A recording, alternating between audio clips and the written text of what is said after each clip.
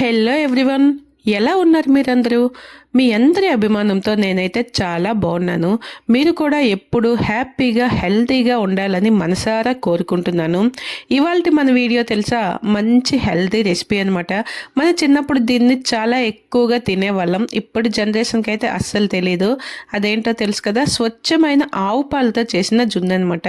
మరి దీన్ని ఎలా ప్రిపేర్ చేసుకోవాలో చూసే ముందు ఒక స్మాల్ రిక్వెస్ట్ ఏంటంటే, వీడియోని ఎండ్ వరకు చూడండి. అలాగే నచ్చినట్లయితే ఒక లైక్ చేసి మన ఛానల్ని సబ్స్క్రైబ్ చేసుకొని మీ యొక్క అభిప్రాయాన్ని కామెంట్ రూపంలో తెలియజేసి మీ సపోర్ట్ని అందిస్తారని ఆశిస్తున్నాను. మరి ఇవాళ వీడియోలోకి వచ్చేద్దామా? నేనైతే మా పాలబ్బాయిని ప్రతిరోజు కూడా జున్ను పాలు దొరికితే తీసుకురా అని చెప్పి 6 months నుంచి చెప్తూనే ఉన్నాను. ఫైనల్గా ఈరోజు అయితే నాకు ఆ పాలు అయితే తీసుకొచ్చి ఇచ్చారు. రాత్రే వాళ్ళ ఆవు ఈనిందని చెప్పేసి ఈ చిక్కని జున్ను పాలు అయితే తీసుకొచ్చి ఇచ్చారనమాట. దీంతో ఇప్పుడు నేను జున్నుని ప్రిపేర్ చేస్తున్నాను. ఇవి చిక్కటి జున్ను పాలు కనుక కొంచెం నార్మల్ పాలు యాడ్ చేసుకుంటే బాగుంటుంది అని చెప్పి నేను ఇక్కడ ఒక ప్యాకెట్ నార్మల్ పాలు కూడాను యాడ్ చేశాను. యాడ్ చేసిన తర్వాత ఆ 2 పాలు కూడా బాగా మిక్స్ అయ్యేలాగా ఒకసారి కొంచెం కలిపేసుకోవాలి. కలిపి పక్కన పెట్టుకుందాం. నేను ఈరోజు మన జున్నుని బెల్లం వేసి ప్రిపేర్ చేస్తున్నాను. ఎందుకంటే బెల్లం వేసుకుంటే మనకి హెల్త్కి కూడాను మంచిది. అలాగే దీంట్లో చీనీ వేయడం వల్ల పిల్లలు ఎవరైనా పెద్దవాళ్ళు పిల్లలు తింటే వాళ్ళకి అంటే కఫం అది చేయడం అది చేస్తుంది కదా, అందుకని చెప్పి నేను షుగర్ని అవాయిడ్ చేసి ఓన్లీ బెల్లంతోనే ప్రిపేర్ చేస్తున్నాను. బెల్లం హెల్త్కి కూడా మంచిదే కదా, అందుకని చెప్పి బెల్లాన్నే యూస్ చేస్తున్నాను. ఇంకా ఈ జున్ను మరింత టేస్టీగా, అలాగే జున్ను తినడం వల్ల ఏ చలవ పట్టడం లేదంటే జలుబు కఫం చేరడం ఇటువంటివి ఏమీ రాకుండా ఉండాలి అంటే దీంట్లో మనం కొంచెం మిరియాలని అలాగే ఒక 4-5 ఇలాచీలు ఫ్లేవర్ కోసం వీటిని ఇలా చిన్న ఏదైనా గిన్నెలో కానీ రోట్లో కానీ వేసి లైట్గా క్రష్ చేసుకొని దంపుకోవాలి. ఇలా కొంచెం పౌడర్ లాగా చేసుకున్న తర్వాత ఈ పొడిని కూడా మనం మిక్స్ చేసుకున్న పాలల్లో వేసి బాగా మిక్స్ చేసుకోవాలి. మొత్తం బాగా మిక్స్ చేసుకోవాలి. ఎందుకంటే మనం బెల్లం వేసాం కదా, ఆ బెల్లం కరిగిందా లేదా చెక్ చేసుకొని ఆ బెల్లం కరిగే వరకు వీటిని ఇలా బాగా కలుపుకోవాలి.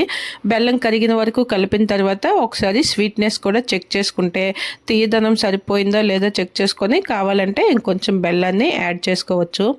ఒకప్పుడైతే మనకి ఊళ్ళల్లో చాలా ఎక్కువ జున్ను పాలు దొరికేవి. ప్రతి ఇంట్లో ఎవరో ఒకరు జున్ను చేసుకున్నామని చెప్పి తీసుకొచ్చి ఇచ్చేవారు.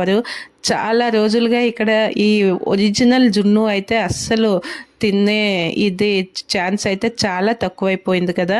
ఇప్పుడు ప్యాకెట్స్ ఏవో పౌడర్స్ లేదా ఎగ్ మిక్స్ చేసుకొని నార్మల్ పాలతో జున్ను చేసుకోవడం ఇలా ఆల్టర్నేటివ్ చాలా ఉన్నాయి. కానీ మనకి ఆ ఒరిజినల్ జున్ను ఆ టేస్ట్ ఆ ఫ్లేవర్ అనేది మనకి ఆ జున్ను పాలతోనే వస్తుంది.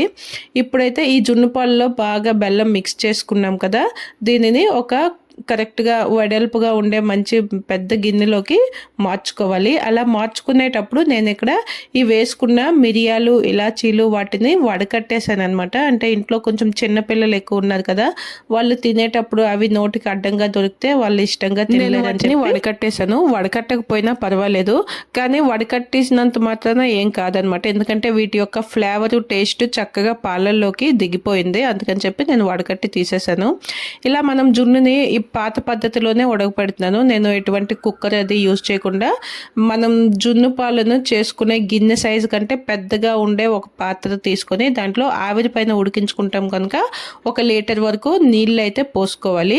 నీళ్లు వేసుకున్న తర్వాత మనం జున్ను పాలతో ఉన్న గిన్నెని అందులో దించి దానిపైన కూడా ఒక చక్కని మూత అయితే పెట్టుకోవాలి. లేదంటే మనకి ఈ ఆవిరి నుంచి వచ్చిన వాటర్ అంతా కూడా జున్నులోకి పడే ఛాన్స్ ఉంటుంది. ఇలా మూత పెట్టిన తర్వాత ఆ మూత పైన ఒక కొంచెం ఏదైనా వెయిట్ పెట్టుకోవాలి. లేదంటే అది ఉడికేటప్పుడు మూత సైడ్ అయిపోతుంది అనమాట. ఇలా వెయిట్ పెట్టుకున్న తర్వాత మనం ఆవిరి బయటికి రాకుండా కరెక్ట్ సైజులో ఉండే ఏదైనా మూతని అడ్జస్ట్ చేసి పెట్టుకుని నేనైతే ఇక్కడ కరెక్ట్గా 40 minutes అయితే మీడియం ఫ్లేమ్లో ఉడికించాను అనమాట. 40 minutes తర్వాత ఇలా మూత తీసి చెక్ చేశాను, చూసారు కదా. అలా చెక్ చేసుకుంటే మనకి ఆ జున్ను అనేది పర్ఫెక్ట్గా ఉడికింది లేదో తెలిసిపోతుంది. ఏదైనా ఒక పుల్లని కానీ చాకు చెంచా ఏదైనా పెట్టి గుచ్చి చూస్తే అది మనకి ముక్కలా ఉందా లేదా లిక్విడ్ కన్సిస్టెన్సీలో ఉందా అనేది చెక్ చేసుకుంటే మనకి జున్ను అనేది రెడీ అయిపోయినట్టే. చూసారు కదా, టేస్టీ జున్ను ఎంత బాగా కనిపిస్తుందో. మరి మీకు నచ్చిందా? నచ్చితే ట్రై చేయండి. అలాగే వీడియోకి ఒక లైక్ చేసి సబ్స్క్రైబ్ చేసుకోండి.